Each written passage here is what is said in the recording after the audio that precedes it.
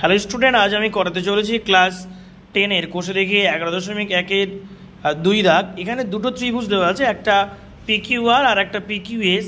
এখানে PQ উভয় ত্রিভুজেরই ভূমি এবং কোণ দুটো বলা আছে। PQR এর 45 ডিগ্রি 75 ডিগ্রি আর PQS এর 60 ডিগ্রি আর 60 ডিগ্রি। সবার প্রথমে যে কোনো মাপের একটা সরলরেখা টেনে নিয়ে তার থেকে PQ কেটে নিলাম, তারপরে কোণ দুটো একের পর এক অঙ্কন করলাম। 60 ডিগ্রি এবং 45 ডিগ্রি কোণ এঁকে নেওয়া হলো, নিয়ে এই দুটো জুড়ে দিলে ত্রিভুজ তৈরি হয়ে গেল। দেখো ওই প্রত্যেকটা এ করে নিয়ে যুক্ত করে দিলে এখানে দুটো ত্রিভুজ তৈরি হয়ে যাচ্ছে। ওই একটা PQR পাওয়া গেল আর তারপরে আর একটা PQS পাওয়া গেল। এরপরে আমরা PQR ত্রিভুজে যে কোনো দুটি বাহুকে সমদ্বিখণ্ডিত করব। এখানে PQ এবং PR বাহুকে সমদ্বিখণ্ডিত করে নিলাম।